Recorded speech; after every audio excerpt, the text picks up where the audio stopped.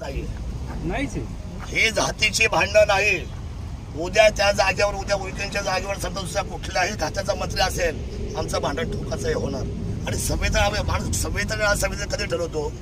आणि हे काय नाही त्या पवित्र विधिमंडळामध्ये सुद्धा कधी कधी समोर आता विषय सोडून भांडणं होतं ना आमची तिथं त्या प्रेमाइसेस मध्ये. का मग का तोल जातो त्यावेळेला सुद्धा आमचा.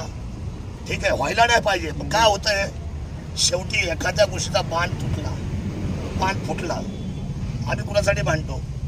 बघा ह्या बाईची परिस्थिती मला सांगा हिला वास येतो साहेब. मला ना इतके तिरस्कार आहे त्या शब्दाचा. अरे कुठल्याच जगात तुम्ही सांगितलं स्पृश्य अस्पृश्य आहे का. माझ्या आदिवासी बघले तुला वास येतो म्हणतो. त्या आदिवासी एवढी हिंमत त्याला म्हणत तू मला गोड बोला येऊ नको इथं माझ्या जवळ सुद्धा थांबू नको. तुझी मी खात्याने या चौकशी लावलं. काय म्हटले माझ्या मंत्र्यांचा तुम्ही म्हटले माझ्या मंत्र्यांचा अपमान झाला. मी तर म्हणतो माझ्या जनतेचा अपमान झाला. हे बघा मंत्र्यांचा अपमान म्हणजे तो ऐका तरी सुद्धा ऐका तुम्ही आता आले आता हा विषय आपल्याला नक्की दादा ही समजदार आहे. तुम्हाला माहिती आहे माझी जबाबदारी मी हुशार आहे. माझं काम करायची पद्धत सगळ्यांना माहिती आहे. आपण आलात इथे आपलं स्वागत करतो.